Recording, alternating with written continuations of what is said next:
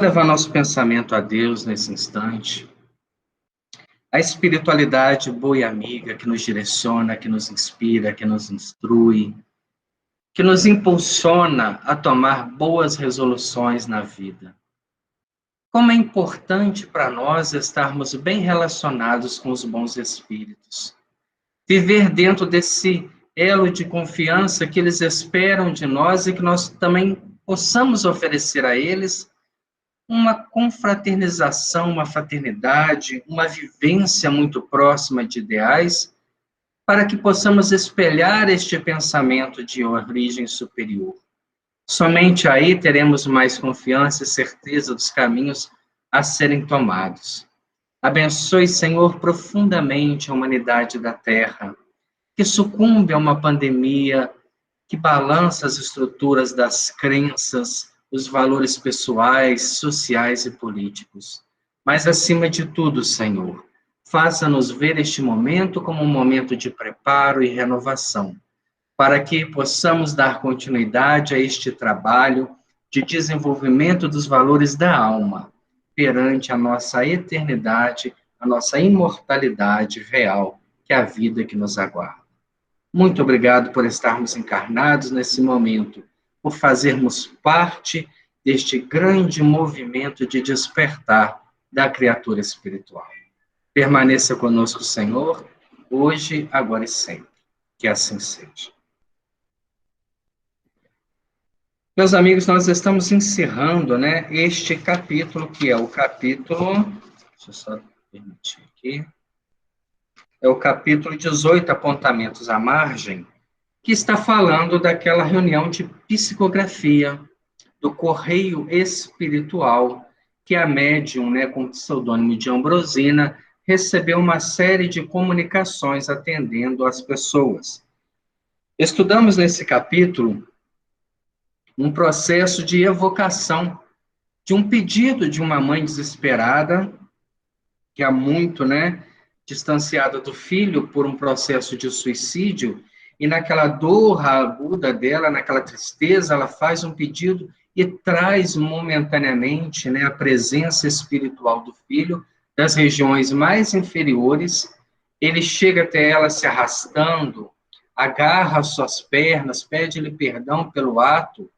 Ela não consegue ver, mas sente o mal-estar que a sua presença causa, mostrando que com pensamento pode fazer isso. É importante nós entendermos esse processo para estudarmos o capítulo seguinte. Chegamos ao momento final deste trabalho. Gabriel, que era o mentor espiritual do trabalho, se preparava para fazer uma psicografia generalizada, uma mensagem de encerramento. E Aulos faz um pedido pessoal para que ele citasse a mediunidade nessa mensagem. Então, para a gente é muito importante essa mensagem. Nós temos aqui parte dela, a parte, que se aplica ao curso de ciência mediúnica, que é a visão do mentor desta médium sobre a mediunidade. Eu gostaria que a gente fosse, parágrafo a parágrafo, meditando sobre o que ele coloca para nós. No primeiro parágrafo, ele coloca: meus amigos, é indispensável procurar na mediunidade não a chave falsa para certos arranjos inadequados na Terra, mas sim o caminho direito de nosso ajustamento à vida superior. Bom, só esse primeiro parágrafo já nos traz uma meditação. A mediunidade não se aplica a outro objetivo que não seja o crescimento espiritual.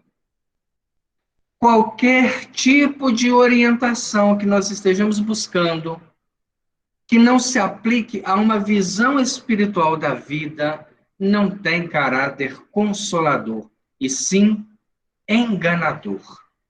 Quando nós vemos lá uma propaganda de um médium que se promove dizendo que faz isso, faz aquilo, resolve, aproxima, separa, é um farsante do fenômeno.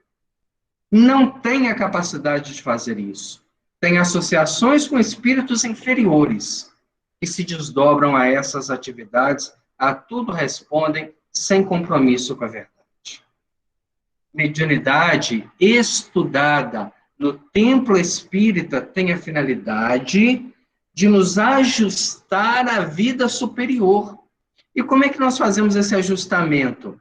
Quando a gente se reconhece pequeno e, ao mesmo tempo, vê o que nós precisamos fazer para crescer, para alcançarmos esse nível superior de pensamento.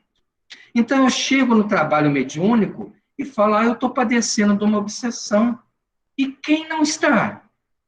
Quem nesse mundo não está cercado de espíritos? Então, quando é um espírito sério, ele vai falar assim, realmente, enquanto você não mudar a estrutura do seu pensamento, você não encontrará um bem-estar, um equilíbrio. Mas se é um espírito que a tudo responde, vai dizer, não, nós vamos fazer um trabalho e vamos te libertar desse processo. Não existe essa libertação senão no crescimento. Olha o exemplo de Divaldo Franco, 40 anos padecendo da obsessão, até que o crescimento pessoal sensibilizou o obsessor. Mas se o obsessor estiver agindo, vai ser feito, sim, a intervenção, a proposta, o tratamento magnético, o afastamento temporário, mas se não mudar o foco pensante, tira-se esse, atrai outros tantos que vão habitar as casas vazias dos pensamentos fracos na proposta de um crescimento espiritual. Então, o primeiro parágrafo ele coloca para nós, meditem sobre isso. Mediunidade com Jesus é crescimento espiritual. Jesus, em momento nenhum, tirou o sofrimento da pessoa. Mas ele curou. Claro. Haviam espíritos que vieram para a manifestação do dom. Haviam pessoas que haviam conseguido através da fé.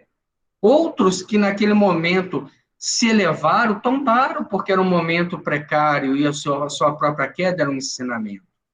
Mas do quadro dos apóstolos, do quadro familiar, se assim nós podemos dizer, ele não tirou o sofrimento de ninguém. Ele ensinou o caminho. Ele era o consolo. Mas como a Rita colocou até no último trabalho, né? Não carregou ninguém no colo. Aquele que tinha que morrer como Pedro morreu, pregado à cruz, né, de cabeça para baixo, não foi retirado dele a prova. Não foi retirada a prova de Paulo, que foi decapitado em Roma, independente de todo o processo que ele viveu pela palavra do Cristo. Então não adianta a gente orar e falar assim, Senhor, tira esse mal da minha vida. Não, não é isso que a mediunidade pode nos oferecer. Ou procurarmos, né, os médicos e falar assim, eu preciso abrir os caminhos da minha vida. Então comece a mudar o próprio pensamento. Aí a gente encontra as chaves, as respostas que nos fazem falta. Continua o Espírito Gabriel escrevendo. Compreendendo assim a verdade, olha o que ele põe. Este princípio é o princípio da verdade mediúnica. Compreendendo assim, é necessário renovar a nossa conceituação de médium, para que não venhamos a transformar os companheiros de ideal de luta em oráculos e adivinhos, com o esquecimento de nossos deveres na elevação própria. Não adianta nós transferirmos responsabilidade. Nós chegarmos em tal lugar e pagarmos para nos libertar do problema. Não, eu preciso buscar força para vivenciar, crescer, aprimorar e, a partir daí, não mais sofrer daquele problema. Se estamos doentes do corpo físico, nós temos a medicina como bênção de Deus.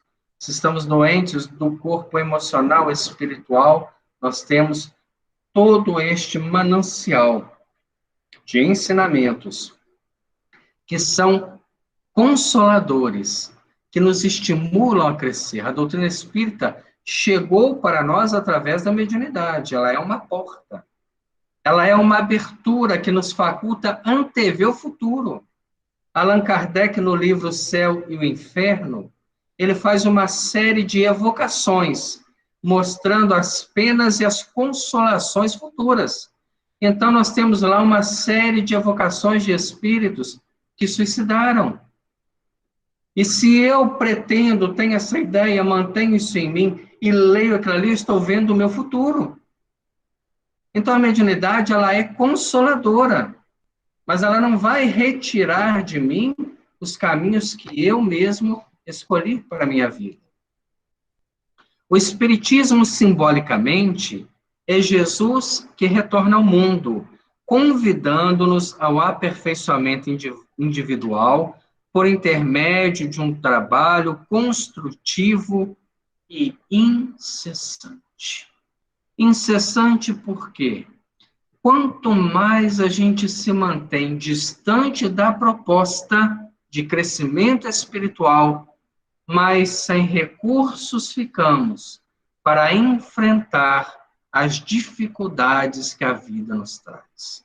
Começamos a entrar num nível de decepção, de falta de perspectiva, até mesmo descrendo da realidade, do futuro, da presença do Criador em nossa vida, porque somos nós que estamos distantes. Voltamos a ser aqueles judeus que diziam a Jesus, né? Faça um milagre para que nós possamos reconhecê-lo como Filho de Deus. Esperamos que a divindade venha e manifeste para que eu reconheça a verdade espiritual na minha vida. Dentro das leis de compensação, continua aqui Gabriel, será justo aceitar o braço amigo que nos oferece para a jornada salvadora. Entretanto, é imprescindível não esquecer que cada qual de nós transporta consigo questões essenciais e necessidades intransferíveis. Nosso progresso é individual. Não tem como a gente passar para o outro. Aquela provação que me visita constantemente é o teste que minha alma precisa para crescer. Se eu busco através de trabalhos, através de comunicações, afastar o mal de mim, quando que eu vou saber que estou imune a essa tentativa de mal, de queda, de fragilidade, de fraqueza? É necessário uma análise da própria vida, de tudo aquilo que a vida nos confere de oportunidades para fazermos um quadro real da nossa essência como espírito, em que somos testados, e buscar na mediunidade não afastamento, mas o soerguimento moral para vencermos essas dificuldades. Desencarnados e encarnados, continua ele falando, todos palmilhamos extenso campo de experimentações e de provas condizentes com os impositivos de nosso crescimento para a imortalidade. Então, não só os encarnados, mas também os espíritos estão passando por situações criadas por suas próprias escolhas. E são essas situações que nos facultam crescer. Porque a lei de Deus, ela é tão perfeita que ela se adapta ao nosso livre-arbítrio. Nós encarnamos para viver uma experiência, mas adotamos outros comportamentos que nos levaram a outra. E ali também é um campo de crescimento. Hoje nós estamos passando, às vezes, dificuldade, mas essa dificuldade é um campo de crescimento. Amanhã eu consigo uma estabilidade, a estabilidade me proporciona tempo para agir, para crescer, para conviver, para soerguer aqueles que estão próximos, aqueles que estão carentes. O entendimento da vida, ele é consequência do espírito que vai se libertando das próprias dificuldades. Não atribuamos, assim, ao médium obrigações que nos competem em caráter exclusivo e nem aguardemos da mediunidade funções milagreiras, porquanto só a nós cabe o serviço árduo da própria ascensão, na pauta das responsabilidades que o conhecimento superior nos impõe.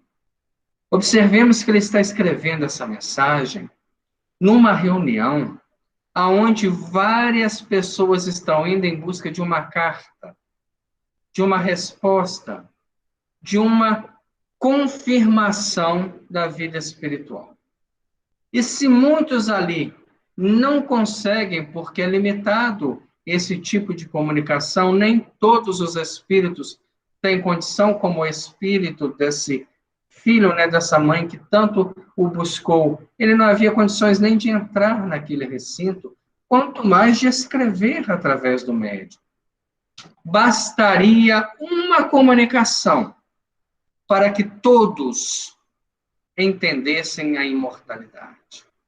Mas nós ainda queremos algo pessoal. Queremos que algo seja direcionado para nós. E mesmo quando encontramos erros, falhas que não justificam, querendo que o médium realmente se torne um adivinho profundo dos nossos pensamentos. Quando estamos na reunião mediúnica e os espíritos trazem uma orientação para o grupo, uma orientação dessa é uma confirmação, de todos os nossos compromissos com a realidade espiritual.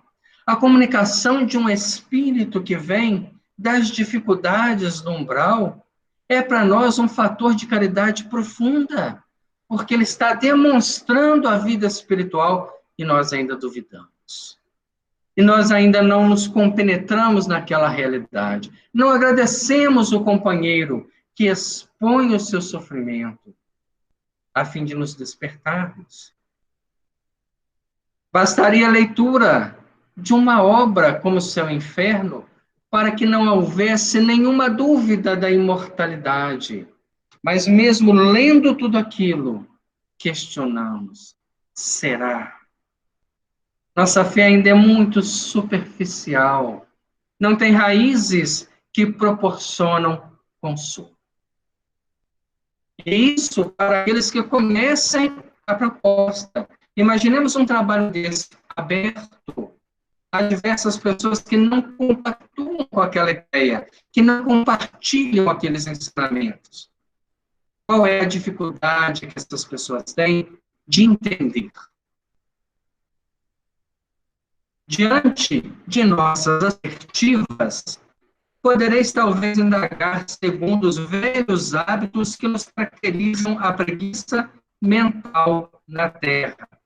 Se o Espiritismo e a mediunidade não solucionam os enigmas de maneira absoluta, estarão ambos fazendo no santuário religioso da humanidade. Ele coloca, né? Velhos hábitos que nos caracterizam a preguiça mental. É tão fácil transferir responsabilidade. É mais fácil a gente dizer, eu sou assim porque eu sou uma pessoa obsidiada, ou porque eu tenho limitações, ou porque eu sou doente, ou porque minha família me fez assim, ou porque eu tive um processo educacional difícil. Mas eu não digo que eu sou assim porque eu sou uma pessoa teimosa, que eu sou uma pessoa relutante, que eu demoro para entender uma proposta nova, para aceitá-la como uma verdade na minha vida. E é isso que o Espiritismo vai fazer. Desmascarar-nos primeiro. Mostrar-nos a nossa pequenez para entender a partir daí. A mediunidade, ela vem potencializando-nos as escolhas, inspirando-nos, traçando-nos caminhos e não resolvendo problemas. Enquanto estivermos buscando, seja nas casas espíritas ou em qualquer proposta religiosa, resolução para problema, nunca vamos encontrar.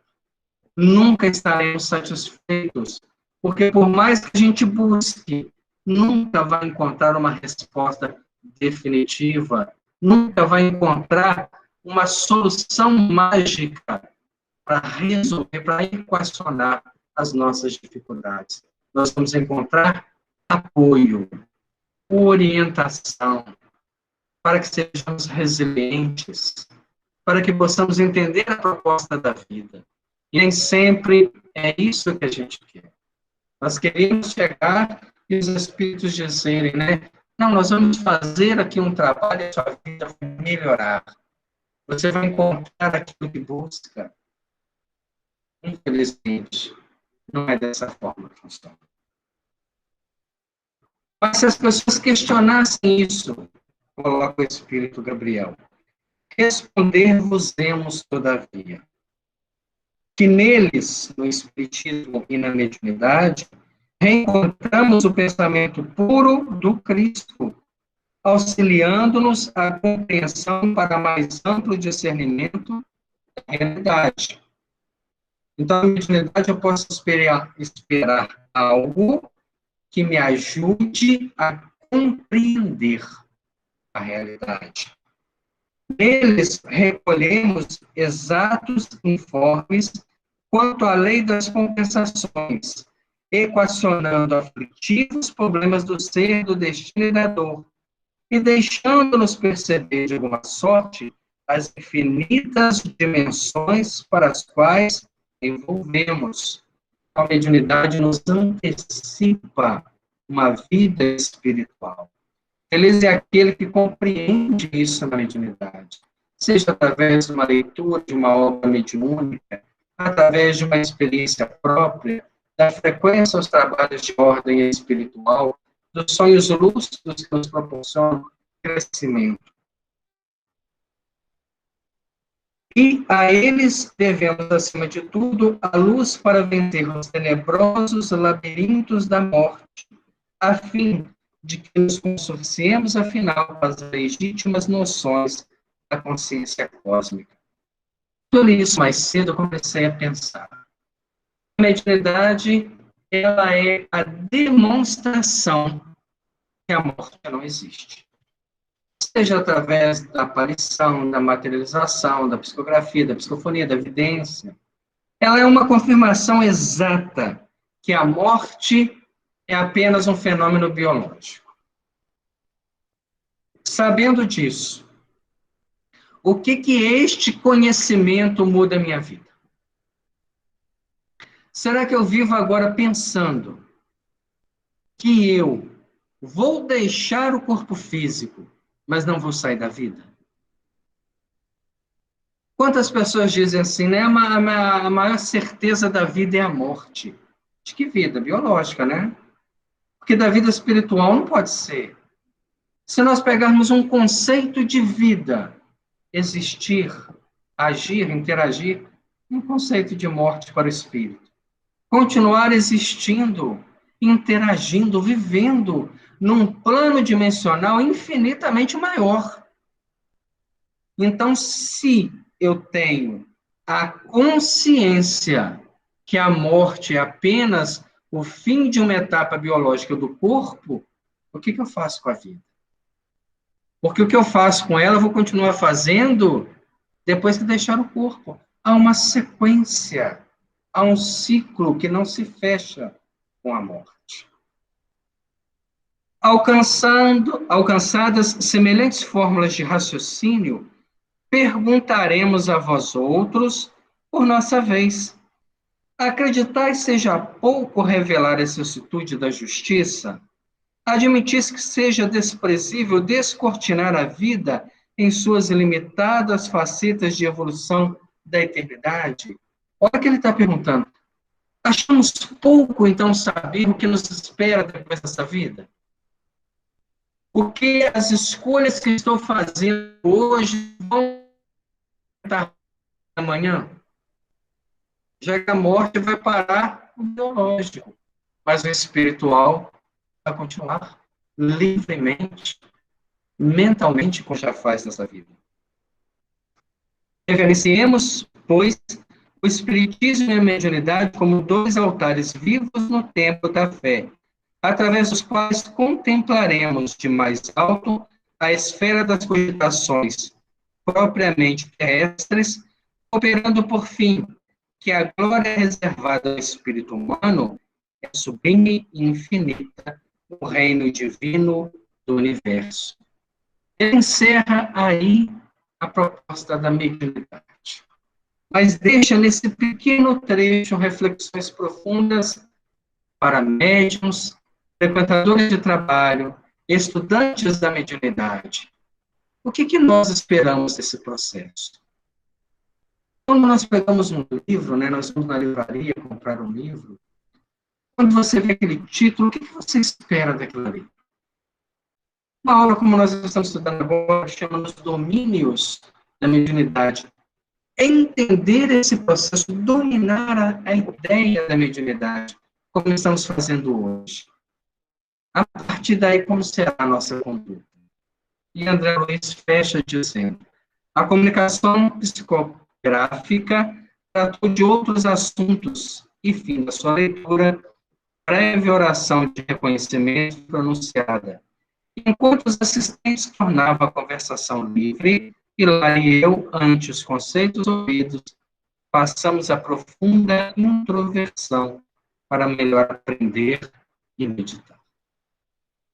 É uma mensagem muito bonita sobre a mediunidade, verdadeira, partindo de uma alma superior, através de um médium bem depurado pela própria vida, pela própria conduta. Deixamos aí mais um capítulo desta obra. E a partir de agora nós vamos entrar em 3 capítulos específicos sobre uma família. É muito interessante estudarmos esses capítulos, porque eles estão voltados a um quadro social de a história de uma frequentadora, esta instituição que eles estiveram agora, e recebia cartas psicografadas, Dona Nésia, e do seu esposo Jovino. Eles têm um drama familiar, né?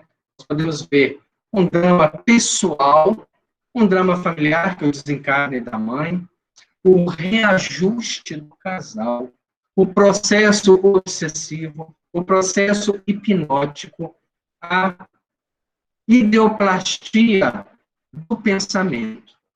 Nós vamos adentrar agora um campo de estudo que vai nos recordar muito o estudo do livro O Mecanismo da Mediunidade, porque nós temos, dentro desses 3 capítulos, um material profundo de discussão e de análise sobre aquilo que acontece dentro do lar. É o momento que nós vamos sair do estudo da casa espírita e adentrar um quadro pequeno de uma frequentadora da sua família, do seu padecimento espiritual. Então, capítulo 19, dominação telepática. Dispunha-nos a despedida daquele trabalho de psicografia, quando a simpática senhora desencarnada abeirou-se de nós, cumprimentando o assistente com respeitosa afetividade. Aulos incumbiu-se da apresentação. É a irmã Teonília, uma de nossas diligentes companheiras do trabalho assistencial. Teonília era uma mentora espiritual de uma das frequentadoras deste trabalho. Depois de estar acompanhando dia a dia o sofrimento da sua, protegida, da sua protelada, daquela a quem ela tem um comprometimento espiritual de trabalho, ela busca a ajuda de Aulos, porque Aulos era um espírito instrutor de nosso lar. Era já uma alma preparada para diversas questões no campo da mediunidade, da obsessão, dos quadros mais aflitivos, como foi estudado nos capítulos anteriores, e neste momento ele recebe o pedido de Teonília e responde. A nova amiga corresponde à saudação, diz André Luiz, com gentileza, e explicou ao nosso orientador o objetivo que trazia. Contou que a Nésia, médium, trabalhadora da Casa Espírita, devotada companheira da instituição, em que nos achávamos, sorvia o fel. Além das preocupações naturais com a educação das 3 filhinhas e com assistência imprescindível à mãezinha doente, em vésperas de desencarnação, sofria tremenda luta íntima de vez que Jovino, o esposo, vivia agora sob a estranha fascinação de outra mulher. Esquecera-se, invigilante das obrigações do santuário doméstico. Parecia, de todo, desinteressado da companheira e das filhas, como que voltara às instruinices da primeira juventude, qual se nunca houvesse abraçado a missão de pai. Dia e noite, deixava-se dominar pelos pensamentos da nova mulher, que o lançara na armadilha de mentirosos encantos. Em casa, nas atividades da profissão ou na via pública, era ela, sempre ela, a senhorar-lhe a mente desprevenida. Transformara-se o mísero num obsidiado autêntico sob a constante atuação da criatura que lhe anestesiava o senso de responsabilidade para consigo mesmo. Então, Teonília faz, né, uma pequena dissertação sobre o quadro. Jovino agora estava completamente alheio à função de esposo e de pai. Em todos os instantes, o pensamento era aquela mulher ao qual ele agora almejava, num processo obsessivo. Obsessão de encarnado para encarnado. Criou nele uma fixação mental. E ela ainda coloca um termo interessante quando ela diz assenhorar-lhe a mente desprevenida. O que é uma mente desprevenida? Que não tem consigo recursos para se defender. O pensamento vem e ele acolhe, abraça por interesse, por desejo, por afinidade e potencializa aquela onda mental. Assim acontece no processo obsessivo. Quantas vezes durante o dia o nosso padrão de pensamento cai? E se a nossa mente ficar desprevenida das nossas atitudes mentais, emocionais e morais, nós acabamos colhendo o pensamento que nos surge e potencializando com energia vital. Acontece isso num processo de suicídio, por exemplo. Quando os espíritos começam a implantar aquela ideia em uma mente desprevenida, seja porque está num processo de melancolia, de depressão, de tristeza, de dívida, de alucinação, de uso de drogas, ela acaba recebendo aquele influxo e sem recursos para combater, acolhe aquela ideia. Acolhendo aquela ideia, ela acaba alimentando-a e, aos poucos, vai materializando esse processo. Jovino era uma pessoa que não tinha o conhecimento espírita. Não era frequentador da casa. Era esposo de Anésia. Ela sim era frequentadora. Ela sim tinha um contato. Ela tentava sensibilizar o companheiro com a leitura do Evangelho, com as preces. Mas a alma que não busca, ela se autoprotege, dizendo que tudo isso é uma fé que não leva a nada. Não é uma resposta que nós possamos alimentar. Não é uma resposta para aqueles que são religiosos, que realmente acreditam em alguma coisa. Se estes caem, a responsabilidade é maior, porque deviam estar com as mentes prevenidas dos pensamentos imediatistas, dos pensamentos materiais, daqueles que nos permitem a satisfação momentânea, porque nós não vimos no final da leitura que se eu acredito que a vida continua, por que eu vou investir tudo numa experiência momentânea da vida? Há aí uma divergência muito grande de ideais. No entanto, Aulus, escutando, e ela pergunta, não poderia, Aulus, interferir?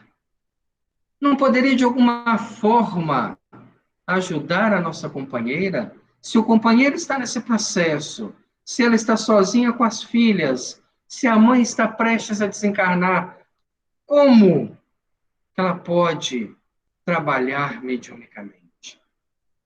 Porque os espíritos nos ajudam a manter o equilíbrio desde quando a nossa mente possa espelhar os pensamentos que eles nos inspiram para o crescimento, para a tomada de decisões.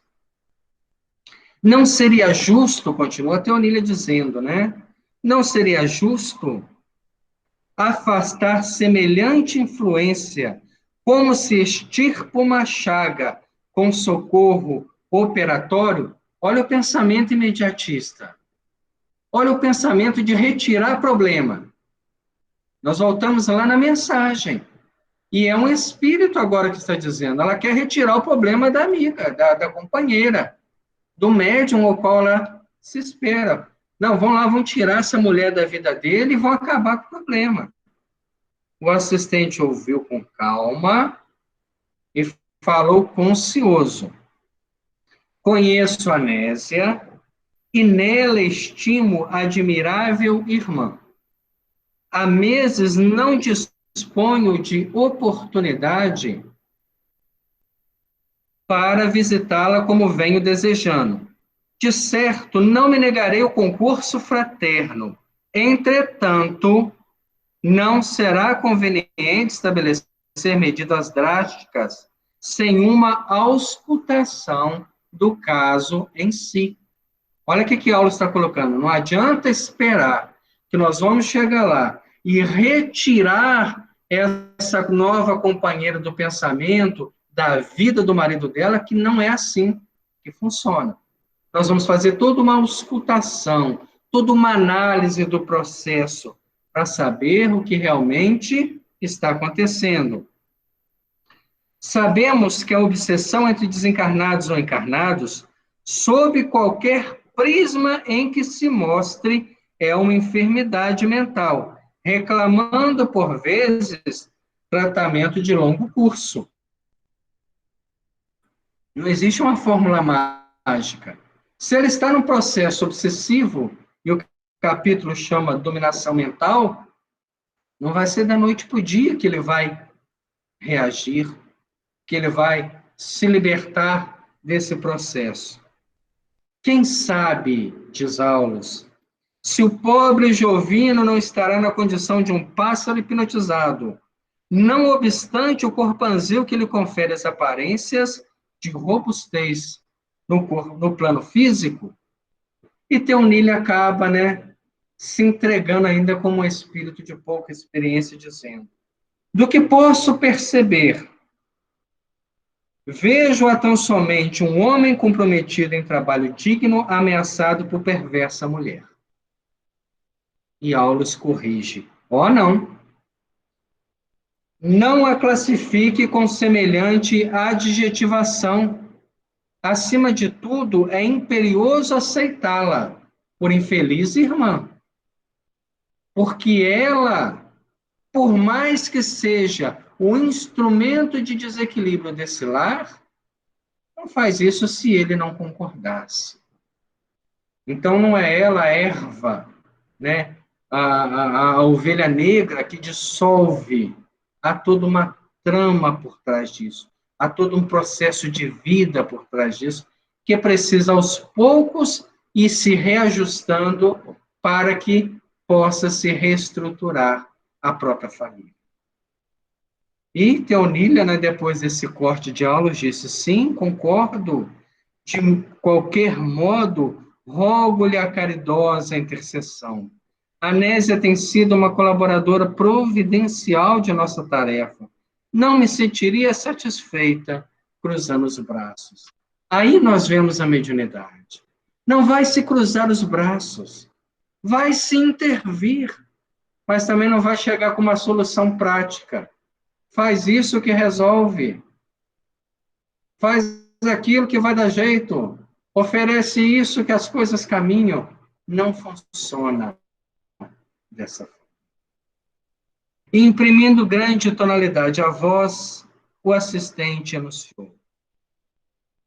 Perdão, pulei aqui um parágrafo. Faremos quanto se nos afigure viável no círculo de nossas possibilidades. Contudo, é imprescindível analisar o passado para concluir sobre as raízes da ligação indébita a que nos reportamos.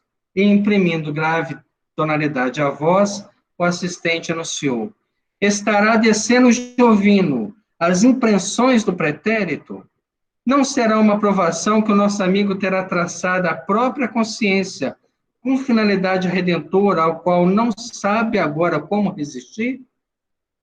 Teonília esboçou um gesto de humildade, silenciosa, enquanto Aulos rematava afagando-lhe os ombros. Guardemos o otimismo e confiança. Amanhã à noitinha estaremos conosco, né? À noitinha, conte conosco no lar de Anésia. Sondaremos de perto quanto nos caiba a fazer. Quando alguém nos pedir algum trabalho no campo mediúnico, nós estamos passando por um processo muito difícil, leve o nome lá, vamos ver o que pode fazer. Lembre dessa frase de Aulas, né? Ele coloca aqui com toda a humildade de um espírito já num campo superior, né? Sondaremos de perto quanto nos caiba fazer. Há um limite que a espiritualidade possa agir. Não há uma solução fácil. Há um processo complicado. É por isso que a justiça de Deus, na sua perfeição absoluta, ela nunca julga o fato, e sim todos os fatores que foram responsáveis para o surgimento do fato. Quando há um suicídio, não é julgado apenas aquele momento trágico, mas tudo que está em volta, o pensamento dos obsessores, o convívio, a fé ou a falta de fé, as incertezas, as inseguranças, tudo, sem tirar a responsabilidade de quem fez, mas atenuando na responsabilidade de todos os que estão envolvidos dentro daquele quadro social. Não se pode culpar essa mulher pelo procedimento de Jovino, sem analisar tudo que está em volta. Claro que ela tem parcela de responsabilidade, ele tem e a família também tem. É isso que Aulo está colocando para a Teonília. Não temos uma solução mágica para ninguém. Mas, vamos ao trabalho. Nossa amiga expressou reconhecimento, despediu-se sorrindo. A sós conosco, durante o regresso ao nosso tempo de trabalho e estudo, Aulos salientou a nossa oportunidade de prosseguir observando. O assunto prendia-se naturalmente a problema de influenciação, e teríamos o ensejo de examinar os fenômenos mediúnicos importantes na esfera vulgar da experiência de muitos. Olha o que André Luiz está falando. Vamos estudar o fenômeno mediúnico agora dentro do lar, num processo obsessivo, que acontece em diversas casas, em diversos lares. Com efeito, no momento pré-estabelecido, reunimos-nos no dia seguinte para a excursão programada. Atingimos a estação do destino ao anoitecer. Teonília aguardava-nos no pórtico de domicílio confortável, sem ser luxuoso. Pequeno roseirão à entrada dizia sem palavra dos belos sentimentos dos moradores. Guiados por nossa amiga, alcançamos o interior doméstico. Comecemos a analisar o quadro. A família entregava-se à refeição. Uma senhora jovem servia atenciosamente um cavaleiro maduro e bem posto, ladeado por 3 meninas, das quais a mais moça revelava a graça primaveril dos 14 a 15 anos. Claro que o entendimento da véspera dispensa novas informações. Aulus, no entanto, esclareceu. Anésio e Jovino acham-se aqui com as filhas Marcina, Marta e Márcia. A palestra familiar desdobrava-se afetuosa, mas o dono da casa parecia contrafeito. Primeiro quadro que a gente começa a analisar nesse processo. Não se envolvia naquele momento com a família, porque o pensamento está distante. Aquele momento era quase que um momento cansativo, aquela convivência. Ele gostaria de estar em outro lugar, porque mentalmente já estava nesse lugar.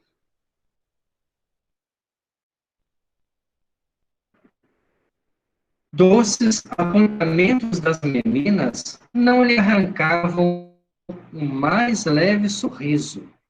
Contudo, enquanto o genitor timbrava em mostrar-se aborrecido, a mãezinha se fazia mais terna e mais contente, incentivando a conversação das duas filhas mais velhas, que comentavam episódios humorísticos do bazar de quinquilharias em que trabalhavam juntas. Começamos a ver o martírio de Anésia, percebendo a frieza do companheiro, mas ao mesmo tempo sustentando a conversação das filhas para que não percebesse aquele quadro, né, triste, aquele quadro que apenas ela percebia no momento. Fim do jantar, a senhora dirigiu a mais moça e recomendou com carinho. Márcia, minha filha, volte à vovó e espere por mim. Nossa doente não deve estar a sós. Então, além das três filhas, morava com eles a mãe, né, da nossa companheira Anésia, que estava no processo de desencarnação, doente, no quarto, já sob um leito, já sem poder movimentar, e ela ainda tinha esse compromisso de cuidar da mãe.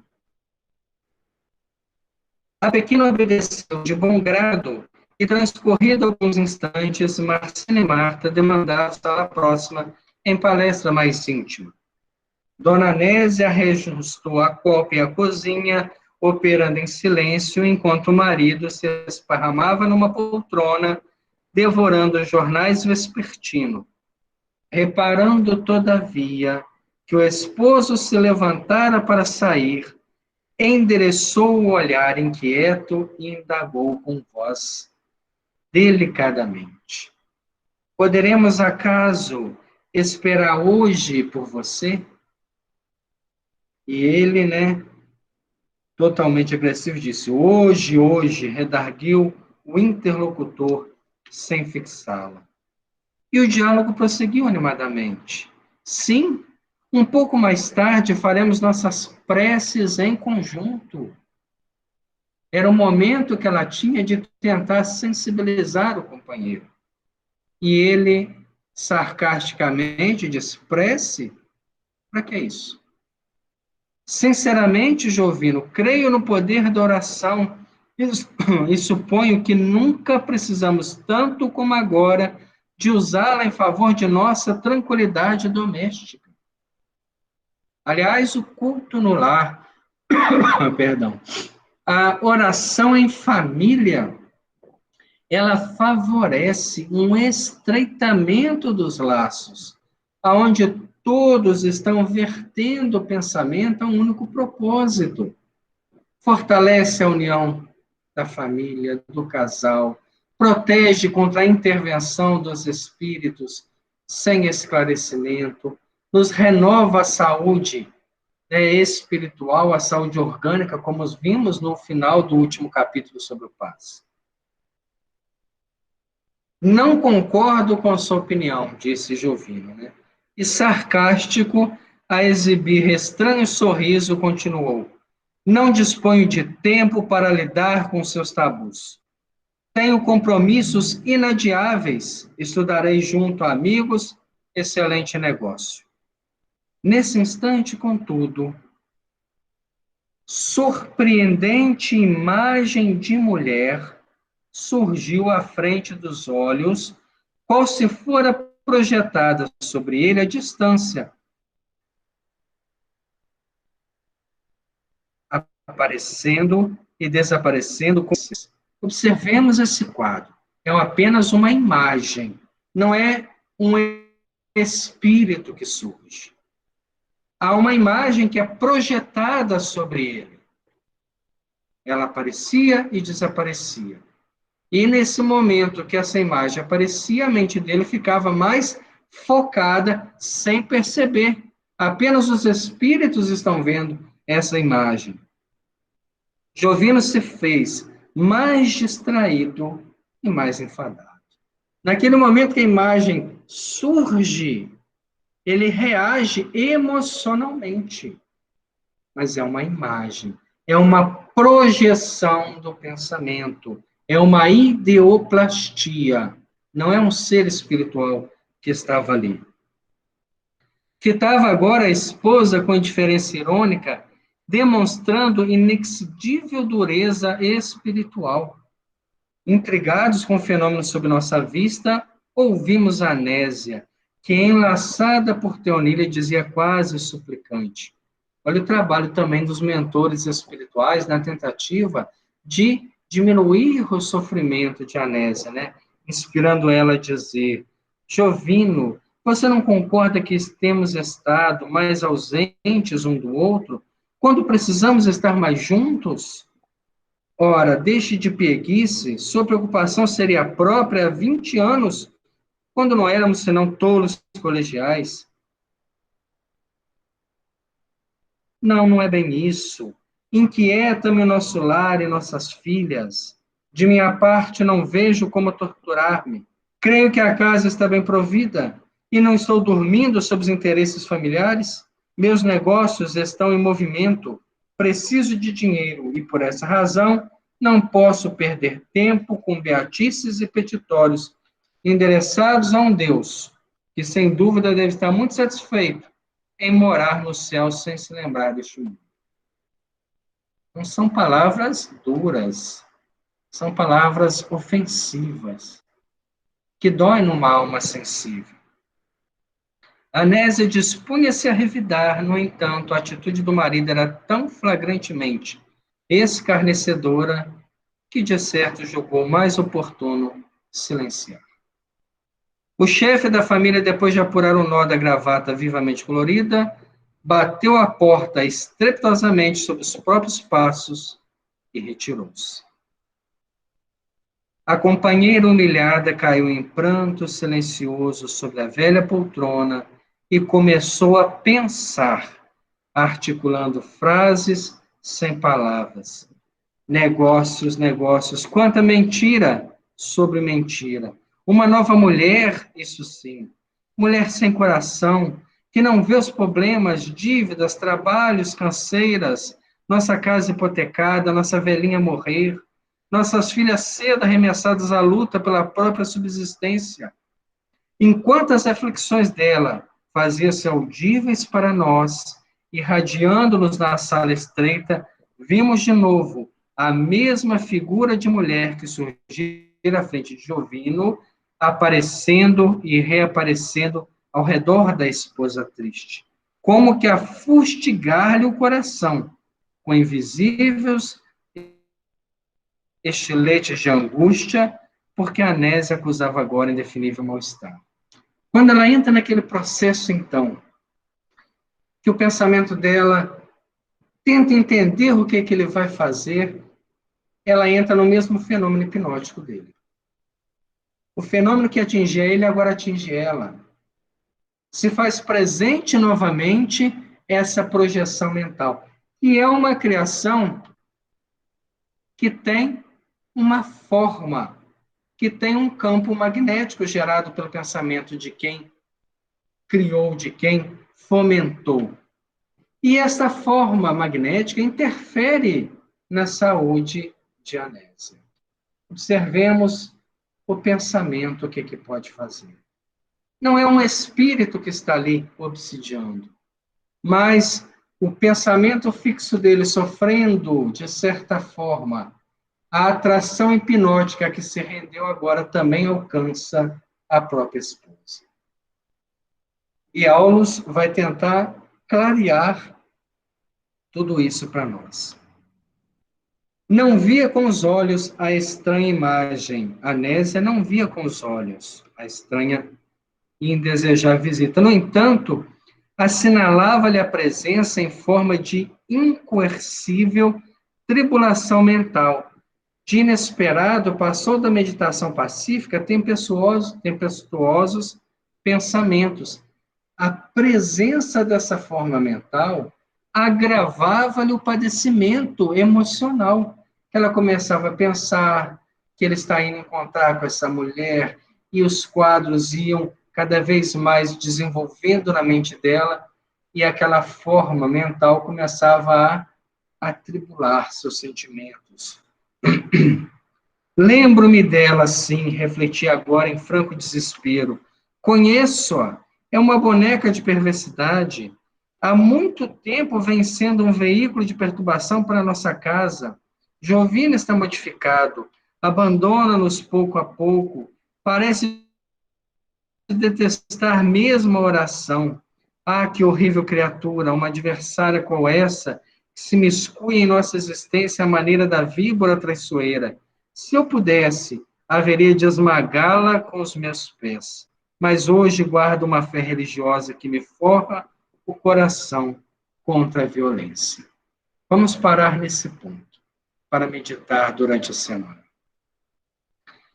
Como é interessante a questão do pensamento. Quanto mais você vive próximo a determinadas pessoas, você cria um elo mental com essas pessoas. E o pensamento de um, com certeza, interfere em todos. Se você trabalha com pessoas, cria vínculo com essas pessoas, e de repente na sua casa você sente que alguém não está bem, faz uma ligação e a pessoa realmente não estava. Porque criou-se vínculos do pensamento em processos de afinidade. Nesse caso, Giovino pensava fixamente na mulher que agora era o propósito do seu desejo e obsessora da sua tranquilidade. Neste momento, ele cria essa imagem mental dela, que começa a intervir na vida da sua própria família. E como marido e mulher respiram no mesmo ar de afinidade, de comprometimento, ela também absorve a influência desta forma mental, que vem atribular a sua vida e trazer consequências desagradáveis para a sua existência.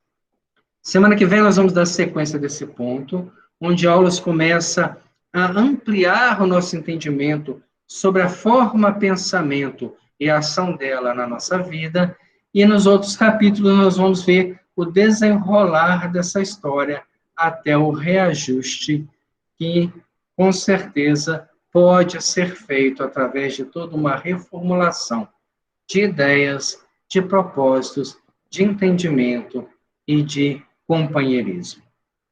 Vamos agradecer a Deus por estes momentos. Senhor Jesus, mestre e amigo, nós te agradecemos, Senhor, pela compreensão da doutrina espírita, que aos poucos, a cada dia, a cada nova leitura e a cada novo estudo, nós vamos conseguindo entender um pouco mais sobre todas as ações que nos cercam, sobre a magnitude do nosso pensamento, sobre a amplidão que ele exerce no mundo e a capacidade que ele tem de interferir nas realidades temporais que nos cercam.